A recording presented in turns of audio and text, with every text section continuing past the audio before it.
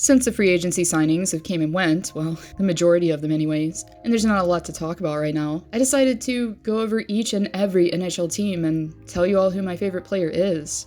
Now, these may be for different reasons, sentimentality, pure skill, or just personality related. Like a few recent videos, this one is completely unscripted. So, let's get to it, shall we? Anaheim. Not really one of my favorite teams at all. Only thing that they have going for them is, well, the Mighty Ducks series, if you ask me. But I did have Josh Manson on my Hut team last year for NHL 20, and it was during that time that I realized how underrated of a defenseman he really is. I ended up going and looking up his highlights, his stats later on, and realized that this guy had over 200 in one season. Isn't that ridiculous? He's extremely defensive, not really putting up a lot of points, but he does a lot of the right things behind the scenes, and he's definitely a heck of a defenseman that, I would love to have on my team, the Penguins. So that was my choice for the Ducks. Arizona Coyotes, Clayton Keller. I prefer smaller players as far as I love to watch them deke and toe drag and do all those awesome moves that just keep defenders just at a standstill. And Clayton Keller is definitely one of those guys that is always a treat to watch, I think. He reminds me somewhat of Johnny Gaudreau. Like I said, he's a smaller build player, and has amazing hands. Second to none, almost. That's mainly my choice there. Yes, I still like Phil Kessel, but I had to go with Clayton Keller. Boston Bruins, same choice as last year, Brad Marchand. I really enjoy watching him because he's so good at making everyone hate him, and he makes the game really interesting. There's just so many things that he's done that, I don't know, it's just so entertaining. He's gotten better as far as the suspension side of things, but he's so good at trolling that, I don't know, he's another guy I just would love to have on my team. So that was my pick for Boston. So why'd you punch him? Buffalo Sabres, I had Jack Eichel. I know, it's kind of default for some people, just kind of go to the best player, but really for me, I feel like he's really underrated. He's playing in a market where maybe he doesn't get recognized as much, represented as much throughout the league, and for me, I think he's a little bit better even than Austin Matthews, my personal opinion. He seems like more of a playmaker, and he has a ridiculous shot. Matthews does too, but I feel like Eichel is just really good at reading plays and making them happen, maybe out of nothing. He also has this really unique skate stride. I don't know if anyone's ever noticed it, but I think Bauer did a video on it a while back, and they actually broke it down, which was super interesting. It's kind of fun just to kind of watch him skate because it's so unique and so different. Calgary Flames, I had Matthew Tkachuk, another guy. He's in-your-face kind of pest, and I have always really liked Johnny Gaudreau, his game, but Matthew Tkachuk really stepped it up this year, pissed people off, and I just really find it entertaining, and it's definitely a reason to just want to watch the Flames just for this guy, running around there, just, making enemies all the time. He gives us something to talk about, and he definitely, I think, in my opinion, he puts the league more on the radar for that reason. Sometimes karma comes back and bites you, as we saw this year with Zach Kassian.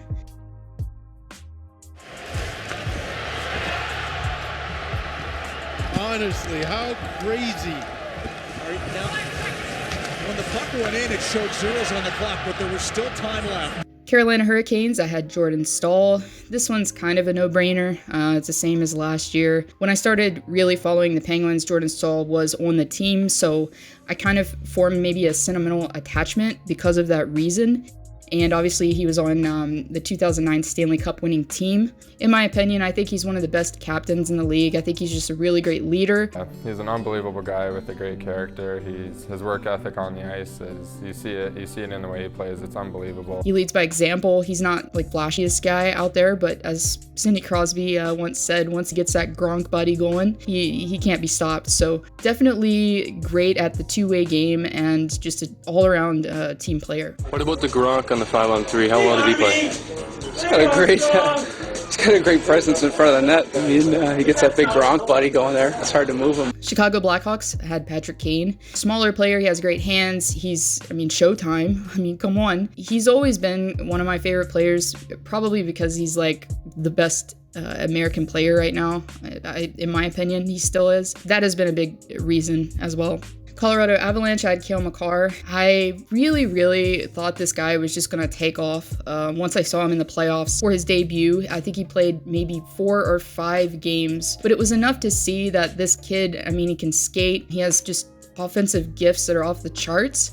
And I thought to myself, man, this kid is really going to win the Calder. And like, I had him for my Calder pick like the whole time last season, even over Hughes. I don't know. I just had this gut feeling, and obviously he's proved us right. If you ever see me make a 5 facts video about a certain player, it's usually because I really like that player, and I had to make one for Cale Makar. And I realized he likes Slurpees, guys. Columbus Blue Jackets, one of my favorite players outside of the Penguins is Nick Foligno.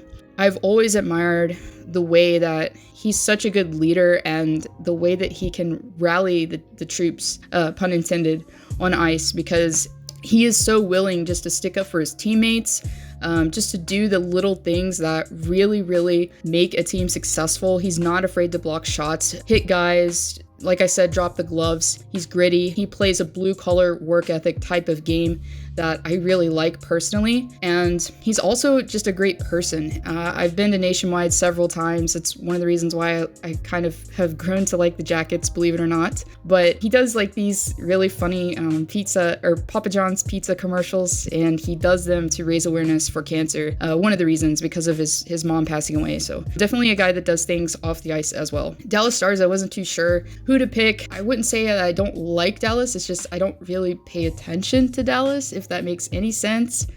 So I kind of went with the player that just was most familiar in this scenario, which I kind of tried not to do, but I did here. I went with Jamie Alexiak. I was rooting for him in the playoffs. I was cheering for the Stars anyways, but when he came in clutch and he started putting up points, I was just like, whoa, Alexiak, why did we trade this guy? So definitely a gem right there for the Stars. And man, he's so much fun to watch when he just makes those crazy hits. Like, he's just a tank out there, right? Detroit Red Wings, I've had Larks probably as my favorite player for a while. He's just a lot of fun to watch as far as like his speed and his hands. I think that it's pretty awesome that he's gotten to play for his hometown team. Not a lot of people get to do that unless you're from the Toronto area, as we've seen. So it's pretty unique in that way. Edmonton Oilers, Leon Draisaitl was my choice. I've always admired the way that he's kind of carried himself behind McDavid and really just let his actions speak, as far as he can still put up points and be the #1 guy when needed. And I feel like it's similar to Crosby and Malkin in that way. He's willing to kind of take that role behind McDavid, but willing to step up in huge ways, as we saw last season when needed. Also like German players. If you watch my Be a Pro series, I chose a German team kind of for that reason. I just like German players in general. I feel like they're kind of rare, but they're coming up, and I kind of like to follow them maybe more than, Finnish or Swede or other players from different areas in Europe. Florida Panthers, I had Patrick Hornqvist. I had to, guys. I just had to. I mean, the trade broke me. I was just sad. I was wrecked. Hornqvist is he's so likable, and he has a great personality. So this probably was partially just for personality in general. Horny is he's so infectious, but he's also just hilarious to watch out there. I think so many goalies just had him on their radar, and it was just hilarious just to watch how many goalies he could make mad. Like, how many times was he going to have his stick taken away from him or get a glove in his face? So I'm definitely going to miss this guy. Los Angeles Kings, I had Drew Doughty. This is another one that's kind of like personality related more than anything. I mean, obviously he's not on the best contract, but I think he's very entertaining as far as, when he's mic'd up. All-Star game, he's one of the go-to guys as far as just pure entertainment off the ice. He's just got this similar to Hornqvist, an infectious personality about him, and he also has emotion similar to Hornqvist as well that he brings to the ice. Minnesota Wild, I had Marcus Foligno, mainly just the whole Foligno connection. Because I like Nick Foligno so much, I just kind of had to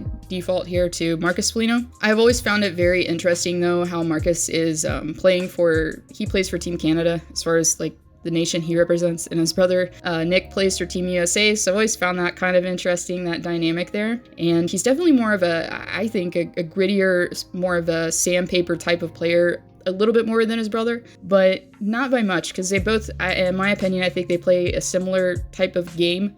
It's definitely fun to watch this guy. Sometimes I think he crosses a line every now and then and really gets under guys' skin. So for me, I always enjoy watching those pests do their job. So I hope you enjoyed this. There will be a part 2. Not sure when that's going to be, but we'll start with Montreal and just work our way down.